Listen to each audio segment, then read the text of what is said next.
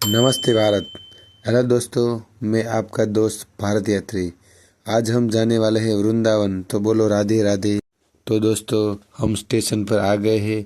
मैं तो भाई टिकट नहीं लेने वाला था, पर दोस्त ने कहा कि ले ले यार, वरना आरपीएफ वाले हमारी लाल कर देंगे, तो फिर टिकट लेनी पड़ेगी। स्टेशन पर घूमते घूमते मेरी नज़र पड़ी आसमान में। लगता है किसी ने बहुत बड़ा रॉकेट जलाया हुआ है। उस रॉकेट के डर से हम लोग ट्रेन में बैठकर आ गए अहमदाबाद। वहाँ पे हमें कुछ दोस्त मिल गए और कहने लगे कि अकेले अकेले घूम रहे हो, कभी हमें भी साथ ले चलो।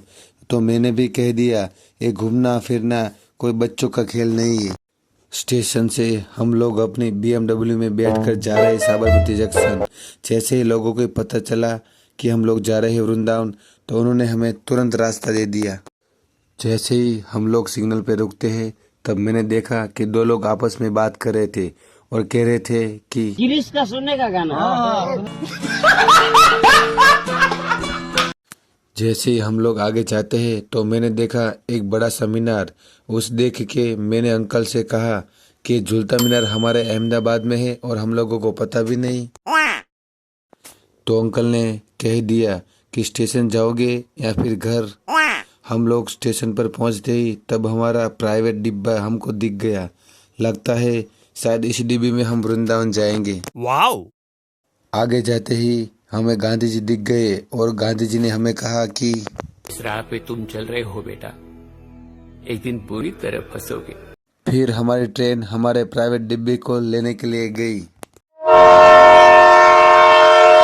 मैं अपनी सीट पर सोते हुए राधा राधा नाम जपने लगा, ताकि टीटी मास्टर आ ना जाए और हमारी ट्रेन 500 किलोमीटर की रफ्तार से चलने लगी। जैसे ही हमारी ट्रेन अगले स्टेशन पर रुकी, तो मैं समोसे लेने के लिए उतरा, तो मेरी नज़र दूसरी ट्रेन के डिब्बे पर पड़ी। आखिर इस डिब्बे में क्या हो सकता है? पता नहीं। हमारी सीट के सामने ही एक बहुत बड़े सेलिब्रिटी हमें मिल गए और उनको लेने के लिए स्वयं टीटी मास्टर को आना पड़ा। और वो सेलिब्रिटी कह रहे थे कि मैं ऐसे जनरल डिब्बे में ट्रैवल नहीं करूंगा। तब टीटी मास्टर ने कहा कि सर, हम आपको डिब्बा नहीं बल्कि पूरी ट्रेन ही चेंज कर देते हैं, प्लीज आप एक बार नीचे तो आइए।